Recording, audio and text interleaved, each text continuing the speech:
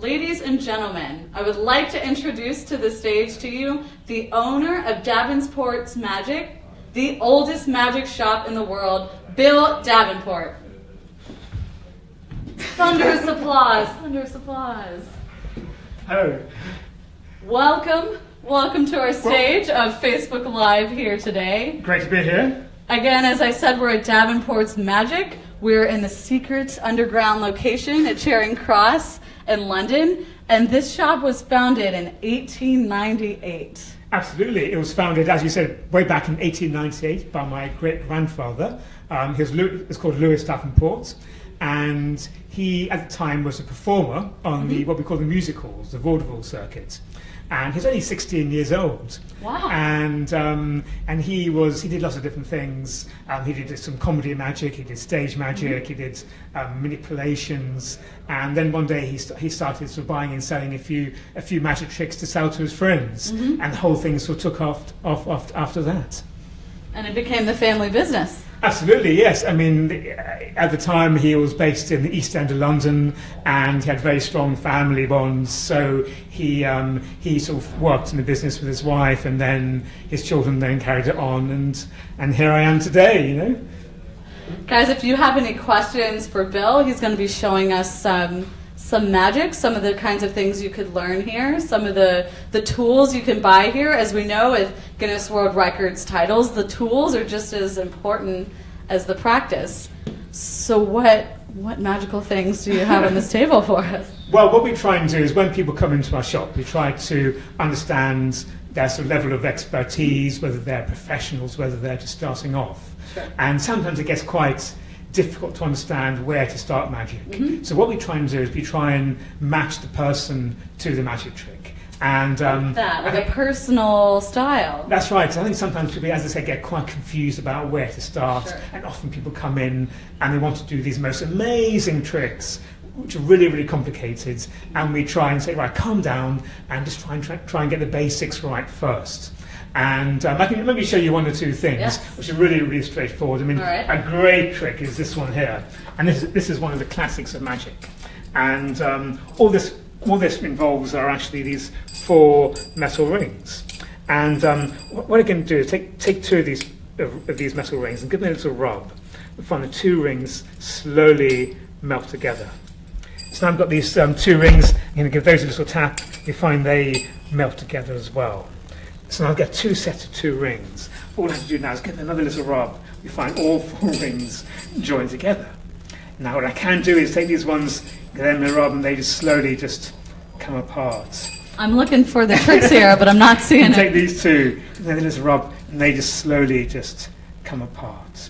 Now what I can do is take these 2, and just give that little rub there. So I take this ring there, can I just give it a little tap? 1, 2, 3. They link on.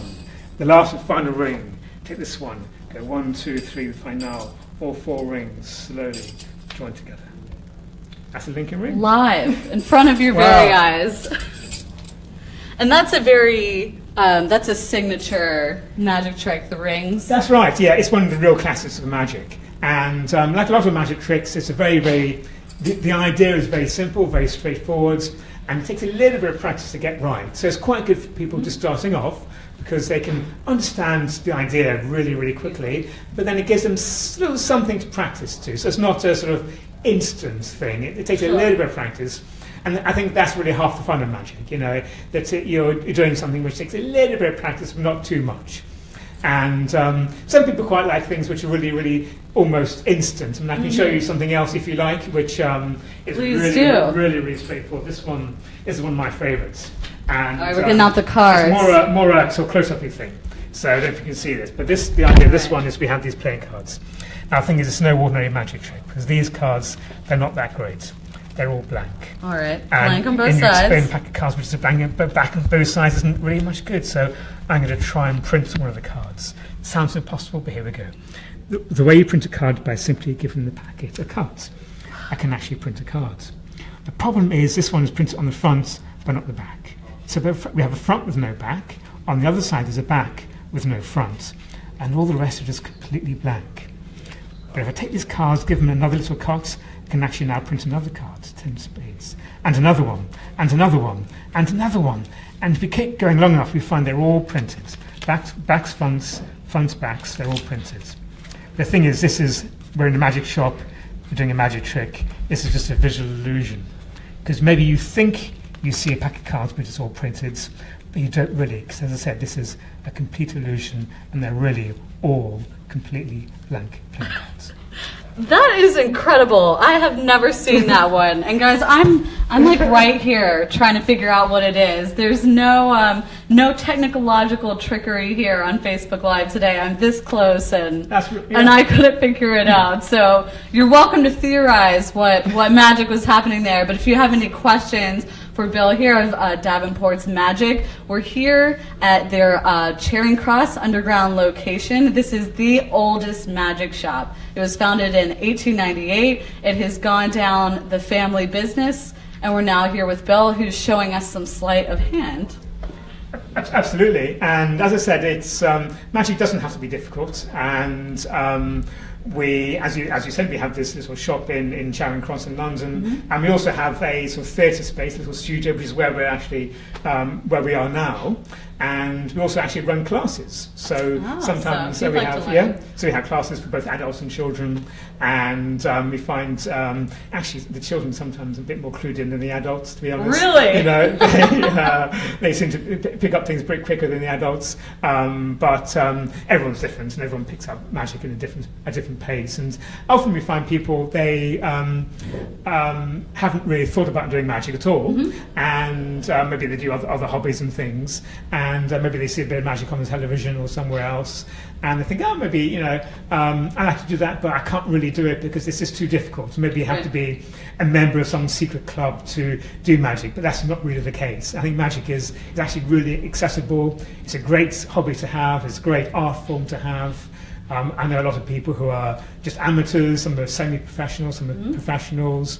Some people I see have come in the shop for the first time, and they buy a few tricks, just a bit of fun, and then they progress and progress and progress, and eventually it becomes their full-time living. So it's great to see, people develop. Yeah.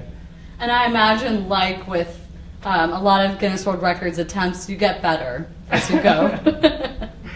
Well, I suppose in a way, yeah. I mean, I think, as you said, we've been going, for well over 100 years, and we've seen changes in the way magic has evolved over that time.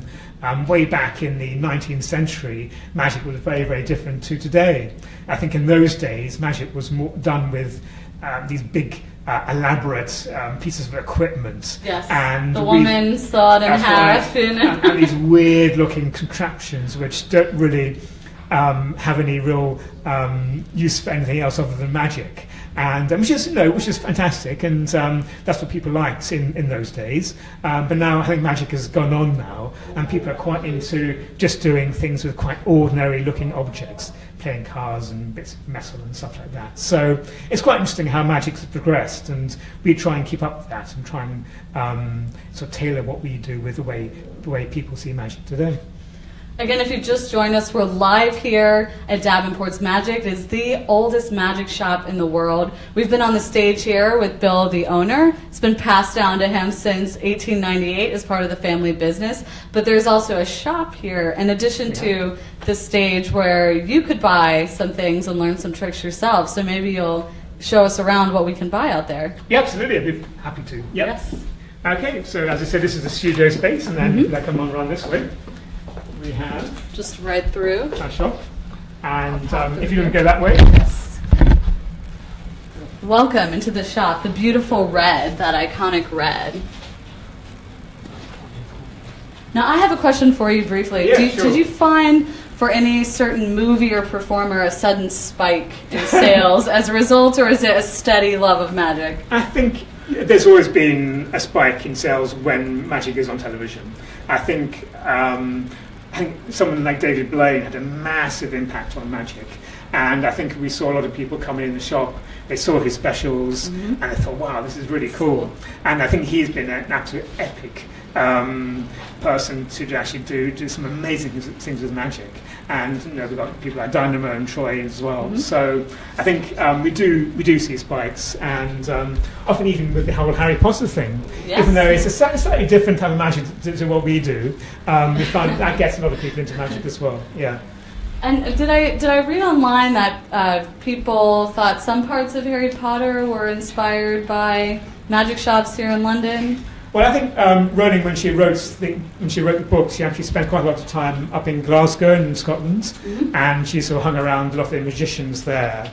But I think she knew about all the whole magic scenes. So, what it was based on, I wouldn't like to speculate. I wouldn't like to speculate. So, what are some notable different pieces that are for sale here in the shop? Okay, well, I can show you a few things. What we do, as I said, lots of different types of magic. And I can quickly try and go behind the counter. Yes, and I'll demonstrate please. something for you. Yes. Yeah, okay. Just right in behind the counter. So this is one of my favourites, actually. It's just more of a close-up, you think. I like that there's a nice display. Absolutely, yeah. These cabinets are, I don't know how old they are. They're well over sort of 80 years old. And this is something that's a bit weird. I want you to all watch really carefully, all right? Because as you said, no camera tricks, no secret moves. We have a pack of playing cards, and it comes in this little box. Now, I'm just going to grab one of the cards, just for example. It's the Three of Clubs. Okay. Now, all I'm going to do is take the rest of the pack and put the whole pack into this little box. Okay. You can actually see the cards go into the box. Put the cards into the box like that. I'm going to pick up the 3, pretend it's a magic wand, tap the 3 on the deck. We find now that by magic, the whole pack just disappears. Completely gone. I don't see it, audience. Do you? What am I missing? What am I missing? It's gone. It's just gone. It's just gone. I think you need to do that again.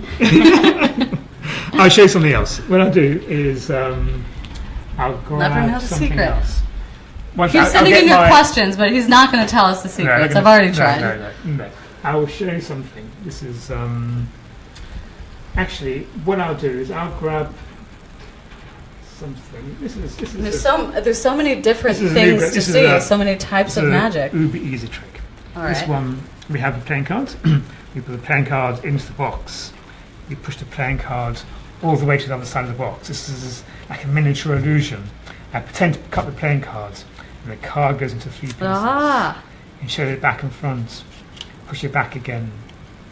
Take the card out. Show the card is completely restored. It's like cutting the woman in half. Absolutely, but the card form. Yeah, it's slightly more compact. It's a bit more cost-effective version of the cutting people in half. It's safe as well. Yeah.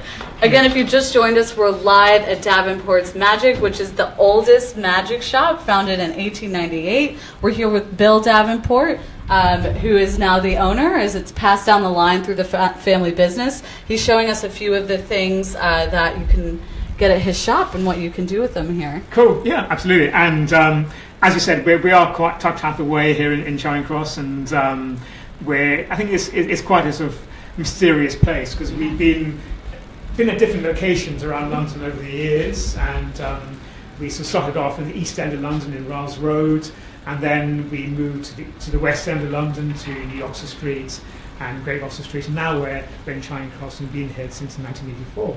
And it's great because we see lots of different people coming in the shop, and years ago people like Orson Welles used to pop in when he was in town, and so it's great to see people, the famous people come in when they're in town. Yeah. And again, if you have any questions, go ahead and send them in. He's not going to tell us how to do any of the tricks, unfortunately. Not going to give away any of the secrets. I do have one question. I believe I saw that something about mental magic. What is mental magic? Yeah, well, mental magic is a whole genre of magic, and that's when the performer tries. He sort of gives the impression that they're reading your mind, that they can actually picture what you're thinking in your mind. And it's so taken off quite a lot in recent years with various different people doing what we call mentalism. And I think it's a fascinating thing because it doesn't really involve elaborate props and mechanisms. It's like more, these mind-reading dice. That's right. That's right. Yeah, yeah. So it's more sort of one-on-one really, and it's more a sort of personal thing. Reading so it's quite, people. Yeah, that's right. And often people don't really know is it real or is it sort of just a trick? So it's that's the question. And that's the question. You know, that's the whole thing. And I think that's really what magic is all about. It's all about taking people into a different place. And I think magic, it looks good on television, but it's nothing better than seeing magic in real life. Because I think when it's on television or on a film, then you can sort of think that maybe it's justify how it might be a trick. That's right, yeah. But when you see it live, it's a different thing altogether. Yeah, yeah. Hobie Hoganboom, who's watching, wants to know what's the most important thing to do when you're doing card tricks. Yes, card trick tips. I think with card tricks, or in fact anything else, it's practice. And when you're working on a move, don't do something which is too difficult. Make sure you practice it, and get a good way of practicing is either in front of a mirror or if you have some friends or family who are happy to help, then it's good to maybe show them the trick and see if they can figure out how it works. Before you start showing it to other people. So get the basics right, lots of practice, get some good feedback. I think they're the key things. I think maybe we'll step back into the stage here, as this is an open shop right now, so you want to let customers go to it. Cool. But maybe we'll go for one more demonstration. Yeah, okay, yeah. Back to the stage we go. Okay, cool. Again, the oldest magic shop, live here in the Charing Cross Underground, here with Bill Davenport, who is now the owner. It's gone down the chain, the family business, since 1898. Yeah, Kevin absolutely. wants to know, can he book you for a show privately? I'm very flattered. I spent most of my time working in the shop, but there are lots of magicians I know who do shows. So if you want to contact me, I can give you some names. So really, really good. There you go, Kevin. Right. Yeah. All right. Kelvin. What magic do you have for us? What is the grand finale? I'll show you something. This is one of my favorites, and this is maybe the way I present it. You can present it in many different ways. I present it more as a puzzle. Close up or back like this? There's a bit of a distance here. Okay. So we have. It's very simple. We have 3 bits of rope: one short piece, one medium piece, and one long piece of rope. Now, all I'm going to do is gather the 3 pieces together. There's 1, there's 2, there's 3. I snap my fingers. I go 1, 2, 3. Find now all 3 pieces become the same length. So I've got 1 piece of rope, which is a sort of medium-sized rope. I have a second piece, which is a sort of medium-sized rope, and a third piece of rope, which is a sort of medium-sized rope. Now, of course, again, like the cards, this can't really happen. Because if I do it again, if I just grab these 3 pieces, 1, 2, 3, snap my fingers, find they become short, medium, and long again. And before you ask, it doesn't stretch. Okay, so and it doesn't shrink, you know. Jessica Knight wants to know, in your mind, what's the best trick that's ever been done? Well, that's down to I think personal preference, really. I think everyone has their own favourite trick. It's like what's your favourite joke? What's your favourite personality? There's no real answer. I think I quite like some of the classics of magic, like the linking rings. I quite like I like stage magic. I must admit. I think there's a couple called the Pendragons, and I saw them perform years ago a trick called the Metamorphosis, which is where one person goes inside this big trunk on the stage, another person goes on top of the trunk, they lift up a cloth, put the cloth down again, and they swap places. And the Pendragons do it perfectly. It's so quick, so amazing. And when I saw them do it, my eyes almost popped out of my head. You know, this is real magic. I saw them do it live. Amazing. So from my perspective, it's the Metamorphosis. If you ask any other magician, they'll have different ideas. And I believe that trick has a Guinness World Records title. I think it does, as one of the largest. It wouldn't surprise me. Yeah, either the largest or the quickest. Yes. But the Pendragons, wow, amazing people, amazing. Ramon wants to know, where are you located? Good question, Ramon. We are live here at Davenports Magic. We're in the Charing Cross Underground Station here with Bill Davenport. This is the oldest magic shop. It was founded in 1898 and has been passed down to the family business to you. Absolutely, yeah. And just to give you a bit of help, we're sort of on the Strand in central London. We're close to Leicester Square, Charing Cross, we're near Theatrelands, and there's an entrance right opposite the main line station at Charing Cross. But we are underground, so it takes a bit of finding sometimes. Guys, thank you so much for sending in your questions and for watching. If you have any more questions, feel free to put them in the comments and maybe we'll get to them after, but we will see you next time.